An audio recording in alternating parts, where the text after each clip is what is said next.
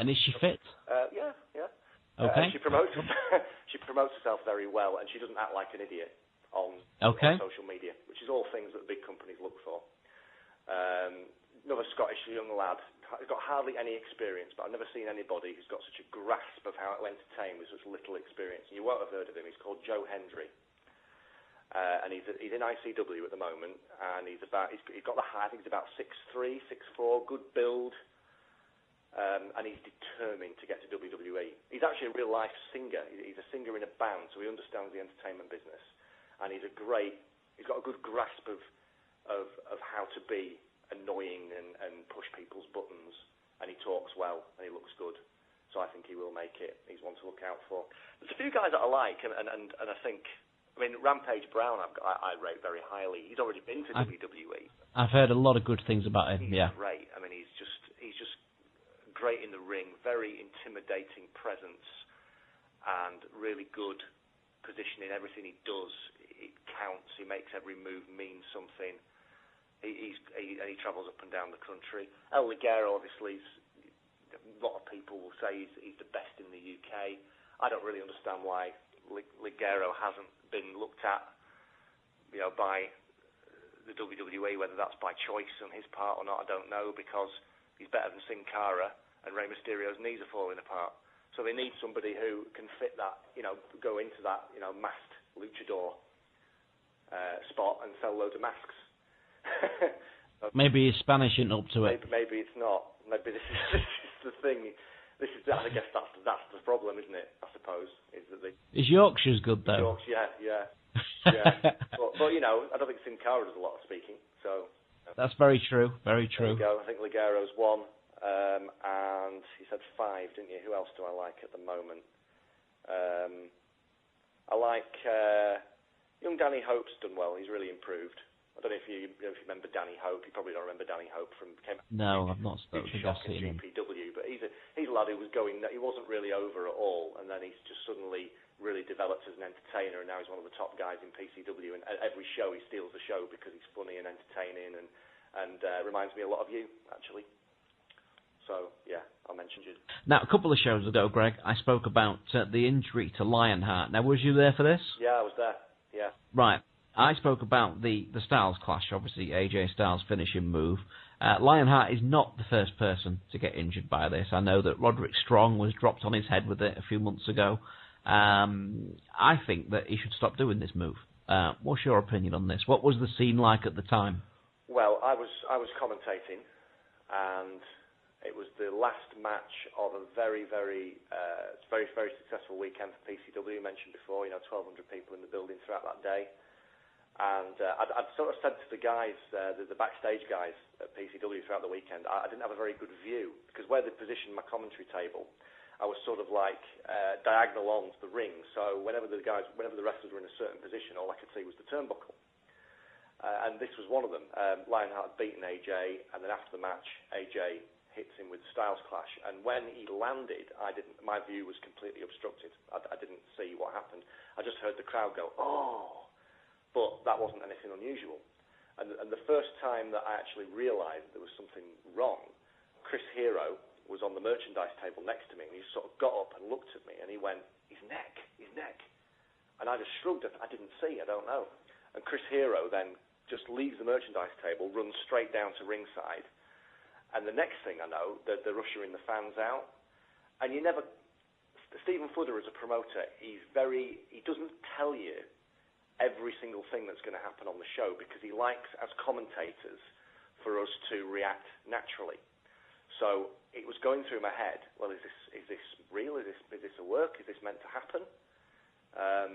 You're just never quite sure, but it became apparent before too long because of the reaction of the other wrestlers and the fact that he wasn't moving. He was just face down in the ring for a long period of time. It became, within about sort of 2 or 3 minutes, it was fairly clear that something had gone seriously wrong. What's your opinion on it, Greg? What do you think? We've seen AJ for a long time. He's been over for FWA a lot and things. It's not the first time that this accident has happened with that move. I mean, to me, it's simple. If I was doing a move that had injured, quite a few people over the time, I'd just stop doing it. I don't know if AJ's done this move since then. Yeah. What's your opinion? He did it in Japan earlier today, in his debut for New Japan. So yeah, he's still doing it. I mean, only AJ can answer that question, really. I mean, it was an accident. It wasn't, from what's been said, it wasn't AJ's fault. So, you know, I see your point. I do see your point, but ultimately, it's like it's the move that he's most synonymous with. I suppose it's like saying That's like the point, not though, doing the isn't it? tombstone anymore. But you're right. The Undertaker has never, to my knowledge, seriously injured someone with the tombstone. Yeah, So, that's the. But difficult one. It is, and I can assure you that D'Lo Brown has never done a running power bomb again. Well, that's a very good point. Yeah. Yeah, it's just that, you know, I just don't know whether, like you I think you've described it perfectly there, that it is the move that he's synonymous with, and I would hate to think that he would rather have a move that he was synonymous with than the risk of somebody else's neck. Because, like I say, yeah, you're right. It's not the first. If it was the first time it had ever happened, then, you know, like you say, accidents happen. And I'm not saying it was his fault the first time. I'm not saying it was Lionheart's fault, because I haven't got a clue whose fault it is. But I do know that it's not the first time. It's probably the fifth or sixth time that move has come dangerously close. And this time it's come exceptionally close to crippling somebody. Well, yeah, and the number one thing in wrestling is to be safe. Yeah. You know, make it look real, but don't hurt your opponent. That's what I believe is the art of wrestling. So it is a question that AJ, you know, I'm sure. I mean, I don't know AJ Styles. I don't know him very well at all, but you know, I'm sure it will have crossed his mind. And you know, it's in the absence of any you know, regulatory body or anyone who can actually make a ruling on this kind of thing, it is purely down to him and his opponents. I was going to say that the regulatory body is his opponent, really, Greg. There you go. No, sorry, I'm not doing that. No, exactly. So that's the only way it would ever happen, really. So yeah, it's whether he should or he shouldn't. It's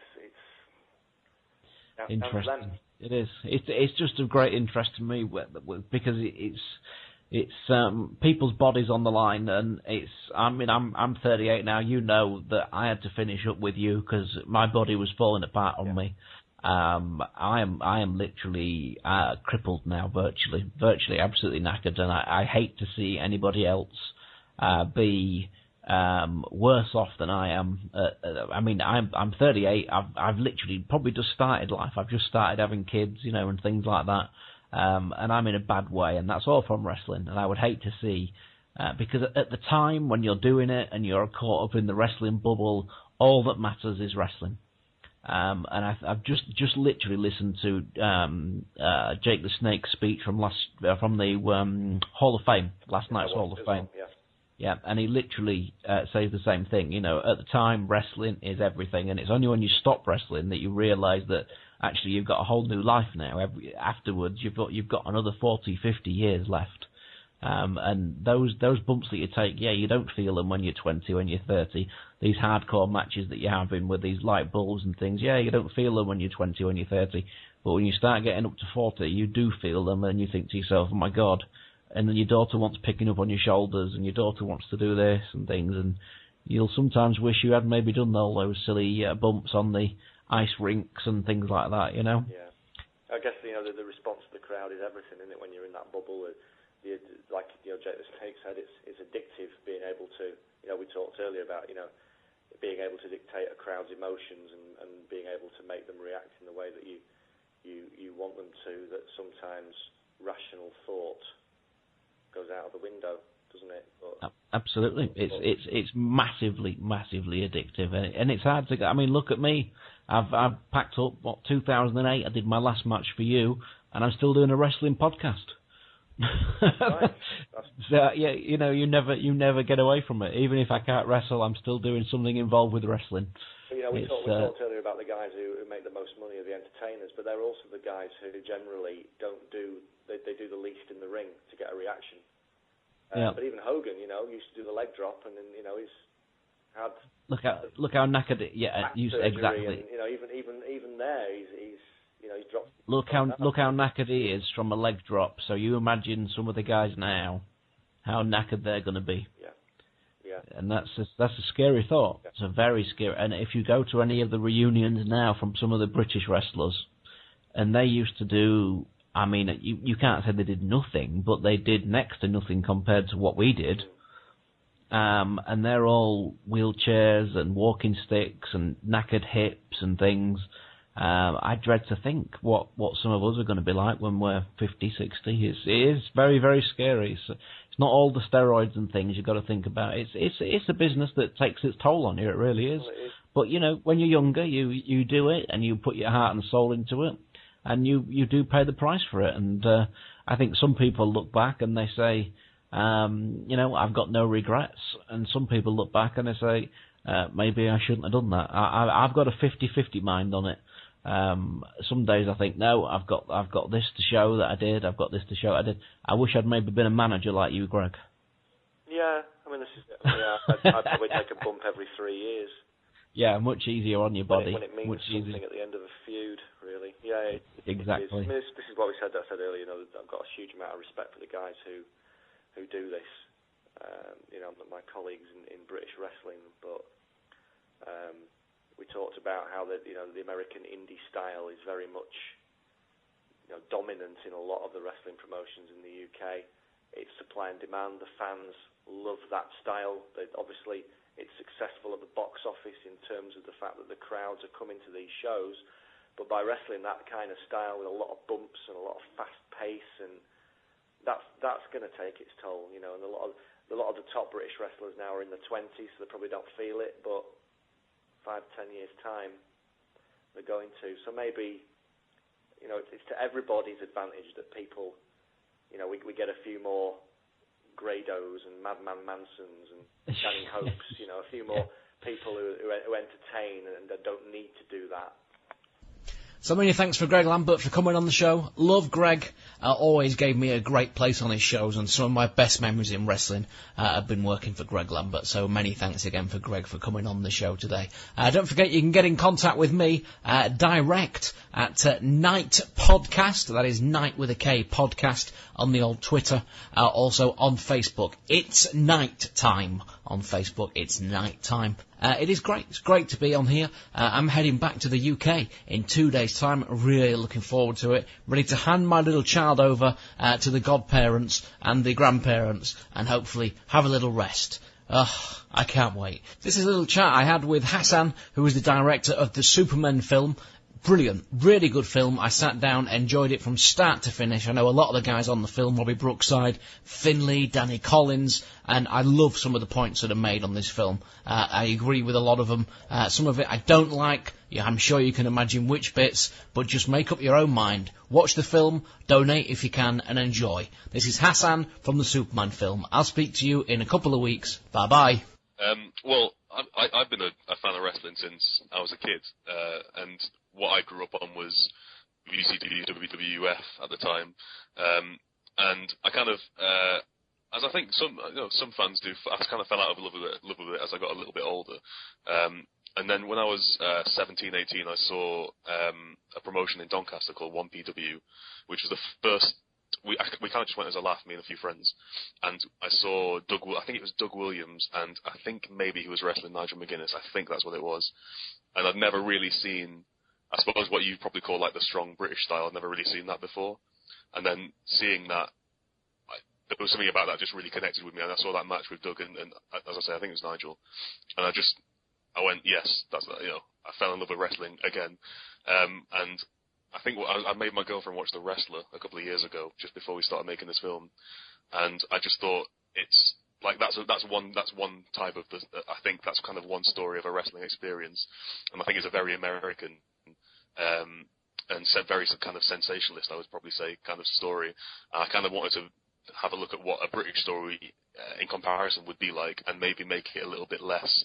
As I say, yeah, sensationalist, extreme. So it was just kind of, I kind of wanted to find out how true that film was, and how true it was to a kind of a British wrestler. the list of people you've got on there are guys that I've worked with, guys that I know very well.